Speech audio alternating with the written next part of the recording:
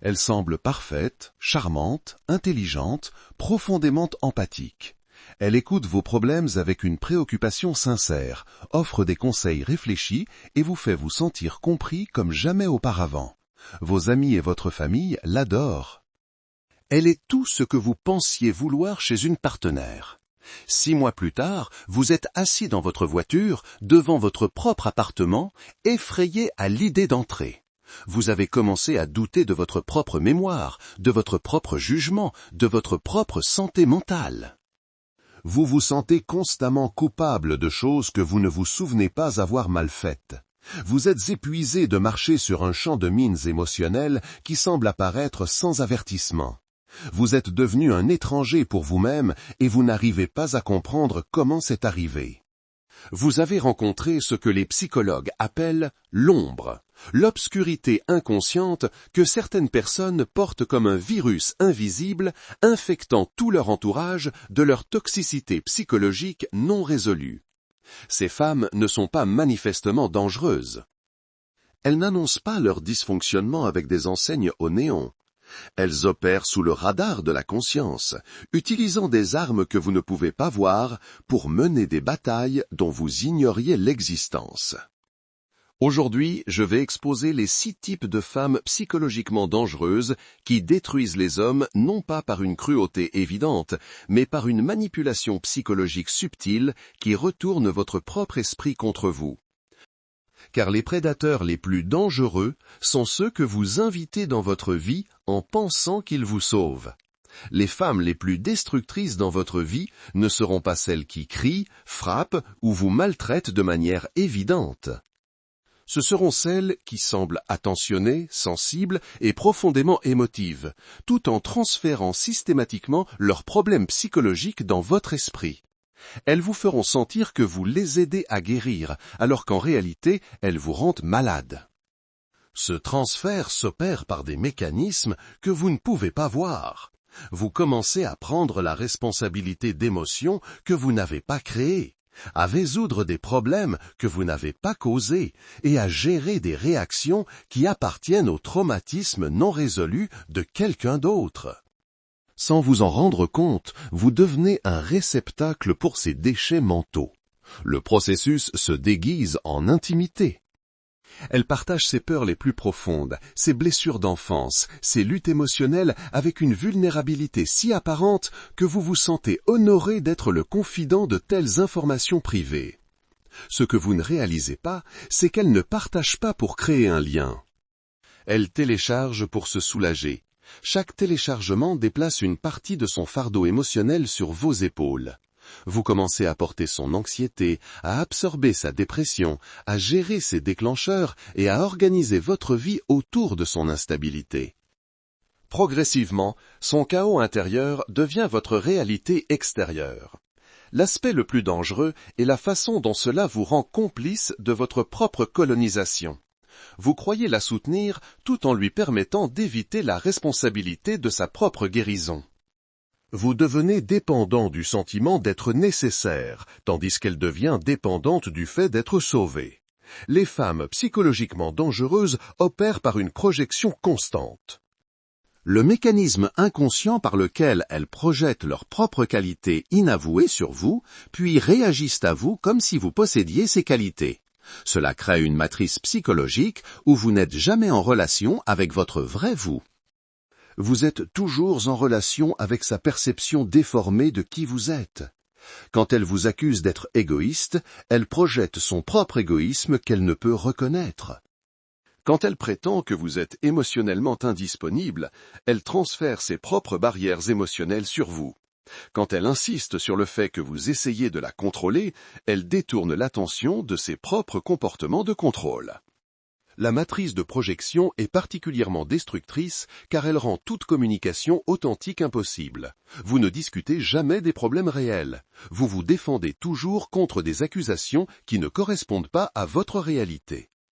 Chaque conversation devient une dispute sur qui vous êtes plutôt que sur ce que vous avez fait.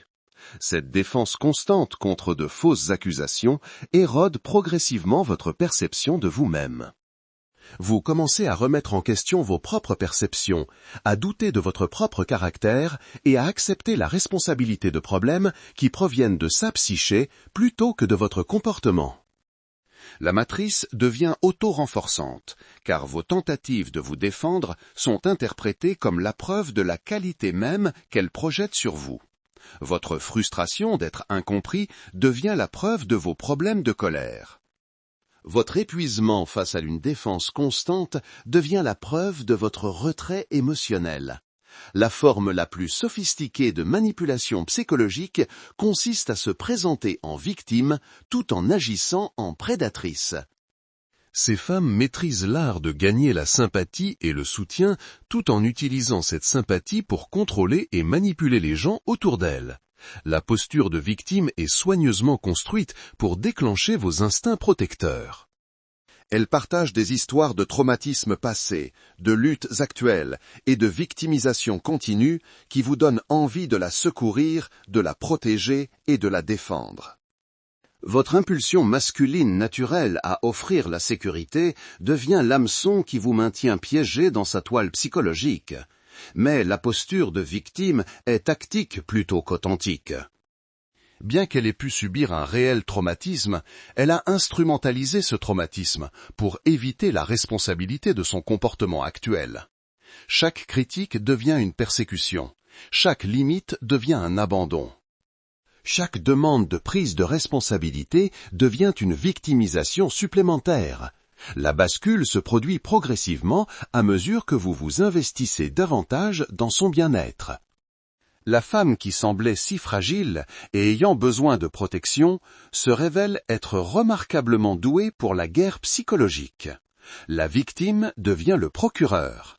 La blessée devient la guerrière. L'impuissante devient la manipulatrice. Cette bascule est déroutante car elle contredit tout ce que vous pensiez avoir compris de la dynamique de la relation. La personne que vous avez essayé de sauver commence à vous traiter comme si vous étiez le problème. La victime que vous avez protégée commence à vous attaquer comme si vous étiez l'agresseur. Certaines femmes fonctionnent comme des parasites émotionnels, se nourrissant de l'énergie psychologique des autres sans rien apporter de substantiel à la relation au-delà de leur besoin d'être nourries. Ces femmes ne veulent pas de partenariat. Elles veulent des hôtes qui peuvent soutenir leur dysfonctionnement émotionnel indéfiniment. Le parasite émotionnel se présente comme quelqu'un qui a désespérément besoin d'amour, de compréhension et de soutien en raison de son passé tragique ou de ses circonstances actuelles. Elle se positionne comme quelqu'un qui serait incroyable si seulement elle pouvait guérir de ses blessures, atteindre ses objectifs ou surmonter ses obstacles. Cette présentation déclenche votre complexe du sauveur, vous faisant croire que votre amour, votre soutien et votre dévouement peuvent la transformer en la personne qu'elle a le potentiel de devenir. Vous investissez une énergie énorme à essayer de guérir quelqu'un qui n'a aucune intention d'aller mieux, car aller mieux mettrait fin à la relation parasitaire dont elle dépend. La dynamique parasitaire crée une ironie cruelle, où vos efforts pour l'aider ne font que renforcer son dysfonctionnement. Chaque fois que vous la sauvez des conséquences, résolvez ses problèmes ou lui fournissez la régulation émotionnelle qu'elle devrait s'apporter elle-même, vous renforcez sa dépendance tout en affaiblissant vos propres ressources psychologiques. Le parasite n'est jamais rassasié, car la faim ne concerne pas vraiment le soutien spécifique que vous fournissez. Il s'agit de la dynamique de pouvoir, où elle contrôle votre énergie en paraissant en avoir besoin. Aucune quantité de dons ne satisfera jamais quelqu'un dont la véritable addiction est de recevoir. Si vous commencez à reconnaître dans vos propres relations des schémas qui correspondent à ces stratégies de manipulation psychologique, assurez-vous de vous abonner et d'activer la cloche de notification. Ce que je révèle aujourd'hui sur l'abus psychologique dissimulé pourrait vous épargner des années de confusion et vous aider à identifier les dynamiques dangereuses avant qu'elles ne détruisent votre santé mentale. La contrôleuse masquée opère en maintenant une image publique parfaite tout en étant complètement différente en privé. Elle se présente comme gentille, attentionnée et émotionnellement mature au monde extérieur, tout en révélant des comportements contrôlants, critiques et manipulateurs lorsque personne d'autre ne regarde. Cette double personnalité crée une confusion psychologique profonde car elle vous fait remettre en question votre propre perception de la réalité. La femme que tout le monde voit comme merveilleuse est la même femme qui rend votre vie privée misérable par des critiques constantes, de la manipulation émotionnelle et un contrôle psychologique. La contrôleuse masquée utilise sa persona publique comme une arme contre vous. Lorsque vous essayez de discuter de son comportement privé, elle peut citer des dizaines de personnes qui la trouvent extraordinaire. Vos plaintes concernant son traitement semblent déraisonnables par rapport à sa réputation de gentillesse et de considération. Cette dynamique vous isole psychologiquement, car personne d'autre ne voit le comportement que vous subissez. Vos amis et votre famille pensent que vous avez de la chance d'être avec une femme aussi merveilleuse, ce qui rend impossible d'obtenir du soutien pour faire face à sa manipulation et à son contrôle privé. La contrôleuse masquée utilise également son image publique pour manipuler votre comportement. Elle s'attend à ce que vous mainteniez l'illusion de sa perfection en ne discutant jamais de son comportement privé, en ne montrant jamais de frustration face à son traitement et en vous présentant toujours comme le couple heureux dont elle a besoin pour gérer son image. Certaines femmes créent inconsciemment le chaos et le drame comme moyen de gérer leur propre instabilité psychologique. Elles ne peuvent tolérer les environnements calmes et paisibles car le chaos interne exige une expression externe. Être à leur côté signifie vivre dans un état constant d'urgence fabriquée. La génératrice de chaos crée des problèmes qui nécessitent votre attention immédiate et votre investissement émotionnel. Elle fabrique des crises, amplifie les problèmes mineurs en conflits majeurs et s'assure qu'il y a toujours un drame nécessitant votre implication et votre énergie. Ce schéma remplit de multiples fonctions psychologiques pour elle. Il vous maintient trop occupé à gérer les problèmes immédiats pour remarquer les schémas plus larges de son comportement. Il la positionne comme ayant constamment besoin de votre aide et de votre soutien. Il crée une intensité qu'elle confond avec l'intimité. Le chaos sert également de mécanisme de défense contre une véritable connexion émotionnelle. En maintenant les relations en mode crise, elle évite la vulnérabilité requise pour une intimité authentique. Le drame devient un substitut à la profondeur. L'intensité remplace la véritable connexion. Vivre avec une génératrice de chaos est psychologiquement épuisant, car vous ne pouvez jamais vous reposer. Il y a toujours une autre crise à gérer, une autre urgence à résoudre, une autre catastrophe à prévenir. Votre système nerveux reste en activation constante, menant au stress chronique et à l'épuisement final. La transgresseuse de limites teste, pousse et brise systématiquement vos limites personnelles tout en vous faisant sentir coupable d'avoir des limites en premier lieu. Elle opère sur le principe que l'amour signifie un accès illimité à votre temps, votre énergie, votre espace et vos ressources émotionnelles. Les violations de limites commencent modestement et s'intensifient progressivement. Elle peut se présenter à l'improviste, fouiller dans votre téléphone, faire des projets sans vous consulter ou partager des informations privées avec d'autres. Chaque violation est présentée comme une preuve de son amour et de son investissement dans la relation. Lorsque vous tentez d'établir ou de maintenir des limites, elle répond par de la peine, de la colère ou des accusations de ne pas l'aimer vraiment. Elle recadre votre besoin d'espace personnel comme un rejet, votre désir d'intimité comme de la tromperie, votre demande de respect comme une preuve de retrait émotionnel. La transgresseuse de limites utilise la manipulation émotionnelle pour vous rendre complice de l'érosion de vos propres limites. Elle vous fait sentir égoïste de vouloir du temps seul, contrôlant de vouloir prendre vos propres décisions et distant de ne pas partager immédiatement chaque pensée et chaque sentiment. Avec le temps, les violations de limites remodèlent toute votre vie autour de ses besoins et de ses préférences. Vous perdez le contact avec les amis qu'elle n'aime pas, abandonnez les activités qu'elle trouve menaçantes et modifiez votre comportement pour éviter de déclencher ses peurs d'abandon.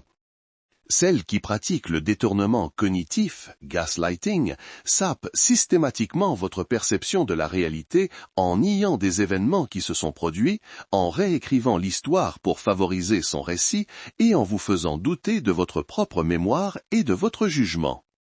Cette manipulation psychologique est conçue pour vous rendre dépendant de sa version de la réalité.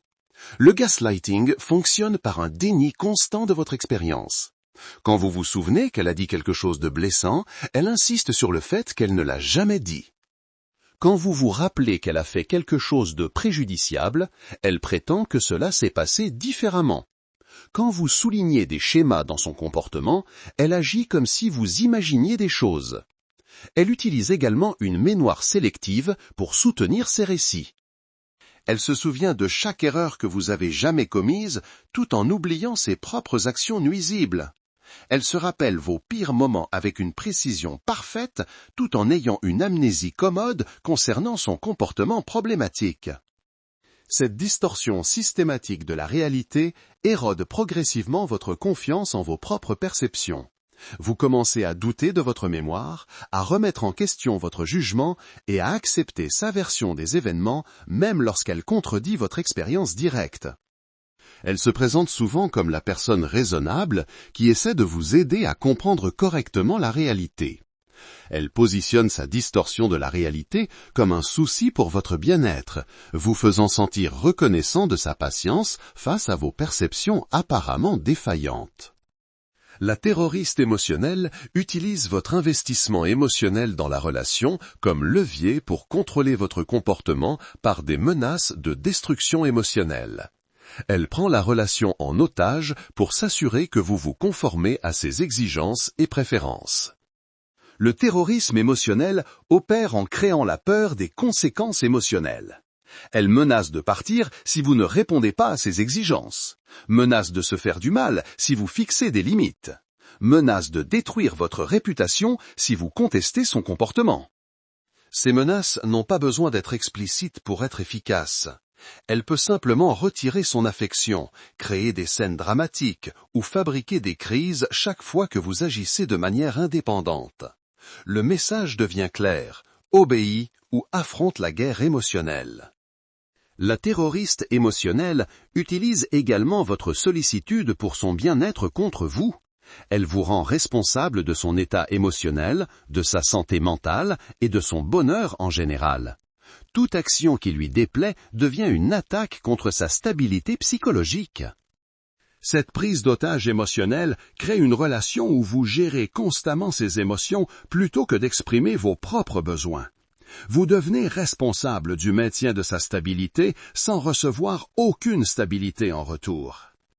La voleuse d'identité remplace progressivement votre moi authentique par une version qui sert ses besoins psychologiques. Elle élimine systématiquement les aspects de votre personnalité, vos centres d'intérêt et vos relations qui ne correspondent pas à ses préférences ou à ses insécurités. Le vol d'identité se produit par un découragement subtil des activités, des amis et des centres d'intérêt qu'elle trouve menaçants. Elle exprime sa peine lorsque vous passez du temps avec certains amis, montre sa désapprobation pour des passe-temps qu'elle ne comprend pas, et crée des drames autour d'activités qui détournent l'attention d'elle. La voleuse d'identité façonne également votre personnalité par un renforcement sélectif. Elle récompense les comportements qui servent ses besoins tout en punissant les expressions authentiques qui la mettent mal à l'aise. Progressivement, vous apprenez à vous modifier pour éviter de déclencher ces réactions négatives. Ce processus est particulièrement insidieux car il se déroule progressivement et ressemble à une adaptation naturelle de la relation.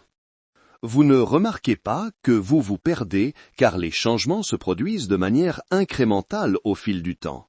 La voleuse d'identité justifie souvent ce processus en prétendant vous aider à devenir une meilleure version de vous-même.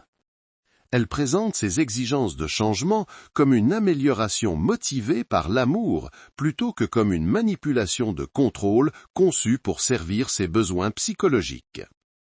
Celle qui sabote votre guérison sabote inconsciemment vos tentatives de croissance personnelle, de guérison et de changement positif, car votre amélioration menace la dynamique psychologique dont elle dépend.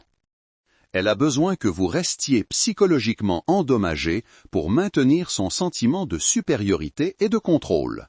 La prévention de la guérison se produit par un découragement subtil de la thérapie, du développement personnel et des changements positifs. Elle trouve des raisons pour lesquelles l'amélioration de soi est égoïste, inutile ou menaçante pour la relation. Elle crée des crises qui interfèrent avec vos activités de guérison. L'agent de prévention sape également vos progrès en déclenchant d'anciens schémas et comportements chaque fois que vous commencez à faire des changements positifs. Elle sait exactement sur quel bouton appuyer pour vous faire revenir à un dysfonctionnement antérieur qu'elle est plus à l'aise à gérer. Ce sabotage est particulièrement cruel car il cible vos tentatives de devenir plus sain et plus fonctionnel. La personne qui prétend vous aimer travaille activement à vous maintenir coincé dans des schémas qui servent ses besoins plutôt que de soutenir votre croissance. Elle présente souvent son sabotage comme une protection de la relation contre le changement. Elle vous fait sentir coupable de grandir au-delà de la dynamique qui vous a réunis, même lorsque cette dynamique était malsaine. La plupart des hommes manquent les premiers signes avant-coureurs de danger psychologique parce qu'ils recherchent des signaux d'alarme évidents au lieu de perturbations subtiles de schémas. Les femmes les plus dangereuses n'annoncent pas leur toxicité.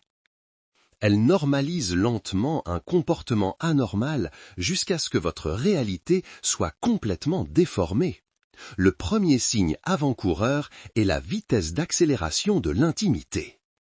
Les femmes psychologiquement dangereuses poussent souvent à une connexion émotionnelle profonde, à un engagement exclusif ou à des décisions de vie majeures beaucoup plus rapidement que les relations saines ne se développent naturellement.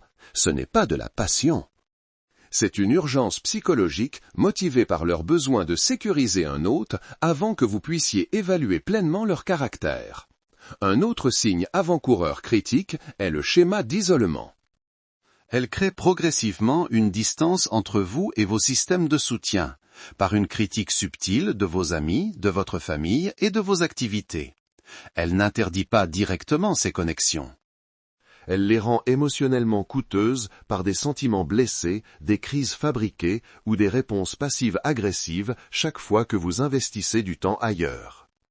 Le troisième signe avant-coureur est la négociation de la réalité. Les tentatives subtiles mais persistantes de modifier votre perception des événements, des conversations et des comportements. Elle ne pratique pas le gaslighting de manière agressive au début. Elle propose simplement des interprétations alternatives qui favorisent son récit tout en vous faisant douter de vos réactions initiales.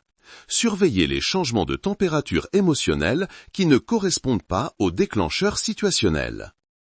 Si elle a des réactions émotionnelles extrêmes à des événements mineurs ou des réponses émotionnelles complètement inappropriées à des situations importantes, vous voyez la preuve d'un chaos psychologique interne qui deviendra finalement votre réalité externe.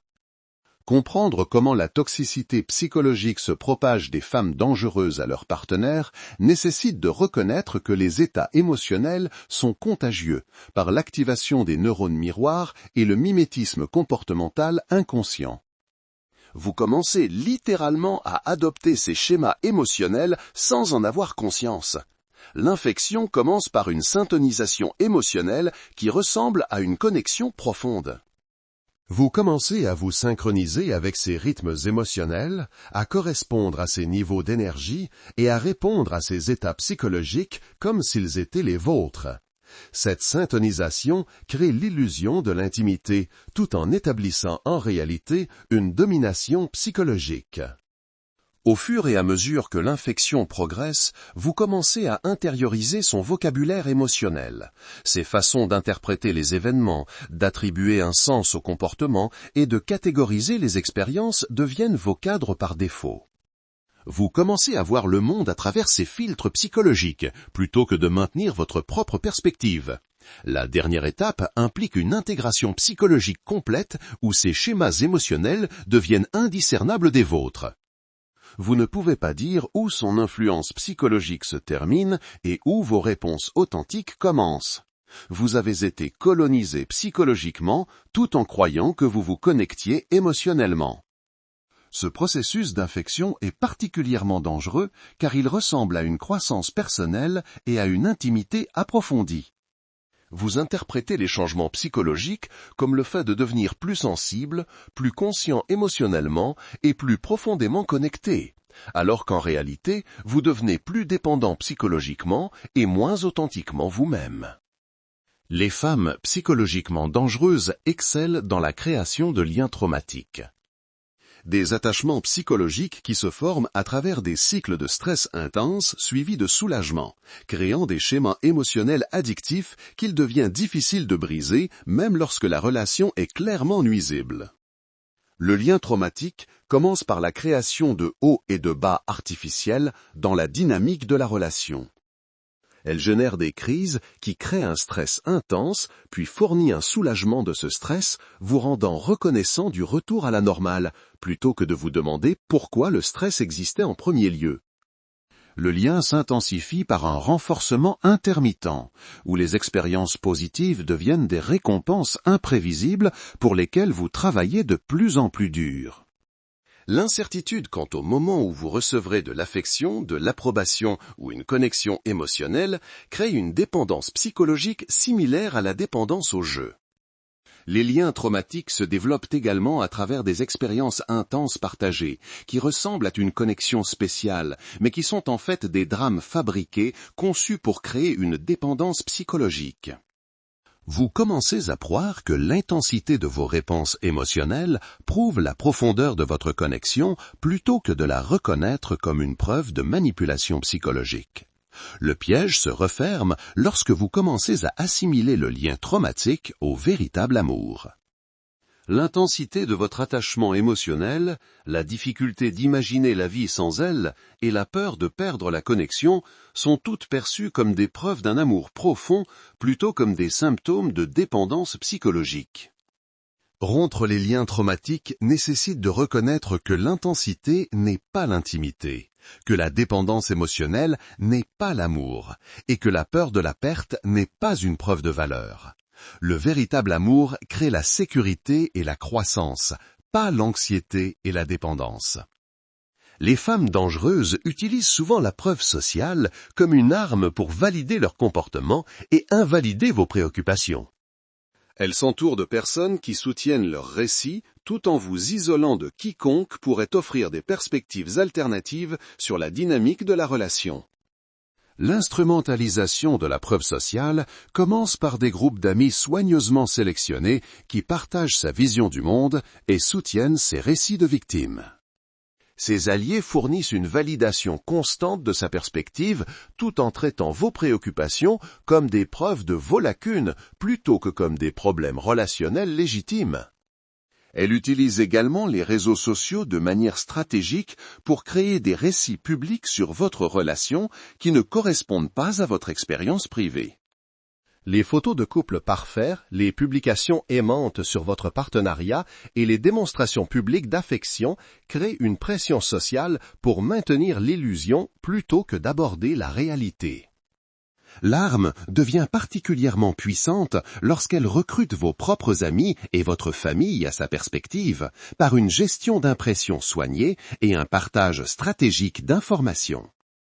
Elle se présente comme la partenaire raisonnable et attentionnée, tout en vous dépeignant subtilement comme difficile, déraisonnable ou émotionnellement instable. Cette manipulation de la preuve sociale rend presque impossible d'obtenir un retour objectif sur la relation, car tout le monde dans votre cercle social a été influencé par son récit soigneusement construit. Votre réalité devient de plus en plus isolée, tandis que sa version gagne en validation sociale. De nombreuses femmes psychologiquement dangereuses créent des dépendances et des enchevêtrements financiers qui rendent le départ de la relation économiquement coûteux, ajoutant des barrières pratiques aux barrières psychologiques qu'elles ont déjà établies. L'enchevêtrement financier commence souvent par des dépenses partagées apparemment innocentes, des comptes joints ou une interdépendance financière qui semble être une progression normale de la relation. Cependant, ces arrangements évoluent progressivement de manière à augmenter vos obligations financières tout en réduisant votre indépendance financière. Elle pourrait vous encourager à contracter des dettes communes pour son bénéfice, à vous porter garant pour des obligations qui servent principalement ses intérêts, ou à prendre des décisions financières qui augmentent votre responsabilité pour son bien-être. Chaque enchevêtrement financier rend le départ plus compliqué et plus coûteux. La stratégie implique également de créer une inflation du style de vie qui nécessite vos revenus pour être maintenus. Elle encourage des habitudes de dépenses, des arrangements de vie ou des engagements financiers qui étirent vos ressources tout en la mettant à l'aise, créant une pression financière qui vous maintient piégé même lorsque la relation devient insupportable. La manipulation financière peut également impliquer de saboter votre avancement de carrière, de décourager les opportunités d'augmentation de revenus ou de créer des crises qui interfèrent avec votre développement professionnel. Cela garantit votre dépendance financière continue tout en limitant vos options d'indépendance économique. Lorsque vous commencez à reconnaître les dommages psychologiques et à tenter de guérir des schémas relationnels toxiques, les femmes dangereuses intensifient souvent leurs tactiques de manipulation pour empêcher votre rétablissement et maintenir le contrôle psychologique. Le sabotage de la guérison commence par la minimisation de vos préoccupations et le recadrage de vos tentatives de guérison comme des attaques contre la relation. Votre désir de thérapie devient de l'égoïsme. Votre besoin d'espace devient de l'abandon, et vos tentatives d'établir des limites deviennent la preuve de votre refus de travailler sur la relation. Le sabotage s'intensifie par la fabrication de crises conçues pour interrompre vos activités de guérison. Elle crée des urgences qui nécessitent votre attention immédiate chaque fois que vous avez un rendez-vous pour une thérapie, des activités de soins personnels ou du temps avec des amis solidaires qui pourraient encourager votre croissance continue. Elle utilise également votre propre langage de guérison contre vous, adoptant le jargon thérapeutique pour pathologiser votre comportement tout en évitant de rendre des comptes pour le sien. Vos tentatives de communiquer sainement deviennent la preuve de votre manipulation émotionnelle, tandis que sa manipulation est recadrée comme des réponses justifiées à votre comportement. Le sabotage le plus sophistiqué consiste à paraître soutenir votre guérison tout en la sapant subtilement. Elle pourrait encourager la thérapie tout en sélectionnant des thérapeutes qui s'alignent sur sa perspective, soutenir vos limites tout en les violant constamment, ou prétendre vouloir le changement tout en sabotant chaque tentative d'amélioration réelle de la relation. La vérité fondamentale sur les femmes psychologiquement dangereuses est qu'elles opèrent sous le radar de la conscience, utilisant vos propres qualités positives contre vous.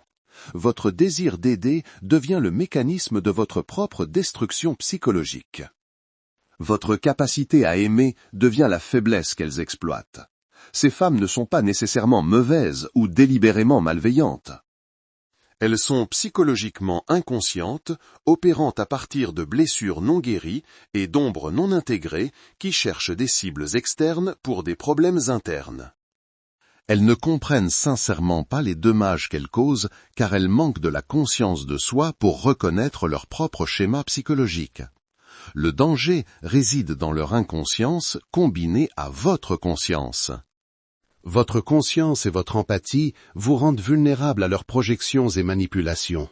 Votre désir de comprendre et d'aider fait de vous un hôte idéal pour leur parasitisme psychologique.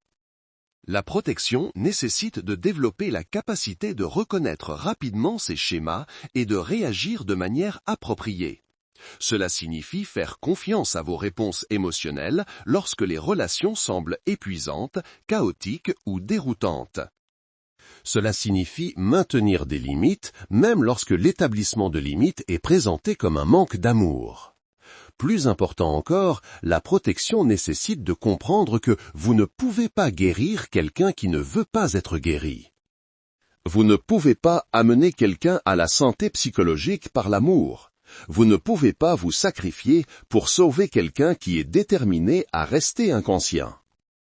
Les femmes qui valent la peine d'investir sont celles qui assument la responsabilité de leur propre santé psychologique, qui font leur propre travail émotionnel et qui apportent la conscience plutôt que le chaos aux relations. Elles enrichissent votre vie plutôt que de la consommer, soutiennent votre croissance plutôt que de la saboter, et contribuent à la relation plutôt que de simplement en prendre. Les femmes saines n'exigent pas que vous vous perdiez pour les aimer. Elles n'ont pas besoin que vous deveniez psychologiquement plus petit pour qu'elles puissent se sentir plus grandes. Elles ne drainent pas votre énergie pour alimenter leur dysfonctionnement, ni n'utilisent votre empathie comme une arme contre votre bien-être.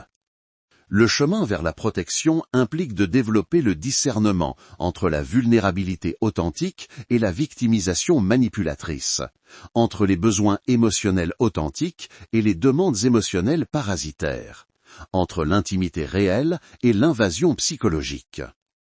Il faut faire confiance à vos instincts, même lorsque ces instincts contredisent l'image soigneusement construite de quelqu'un.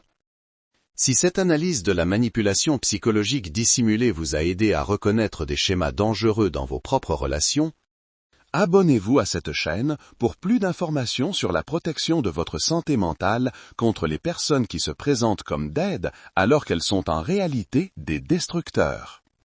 Activez la cloche de notification car la compréhension de ces dynamiques pourrait vous épargner des années de dommages psychologiques déguisés en amour. Partagez cette vidéo avec tout homme qui a besoin de comprendre que les femmes les plus dangereuses sont souvent celles qui semblent les plus attentionnées, car le véritable soin vous construit plutôt que de vous détruire de l'intérieur. Dites-nous dans les commentaires d'où vous nous suivez, de quelle ville ou de quel pays. J'adore voir jusqu'où nos histoires voyagent. Et bien sûr, qu'avez-vous pensé de l'histoire d'aujourd'hui ? A-t-elle résonné en vous d'une manière particulière ? Votre avis est très précieux pour nous. Si vous aussi vous avez une histoire incroyable, touchante ou inspirante que vous aimeriez partager avec tout le monde, n'hésitez pas. L'espace commentaire est à vous. Nous avons hâte de vous lire et de découvrir vos propres récits. Pour finir, où que vous soyez dans le monde, je vous envoie mes pensées les plus chaleureuses. Je vous souhaite d'être toujours en paix et en sécurité. Prenez bien soin de vous et de vos proches. À très bientôt.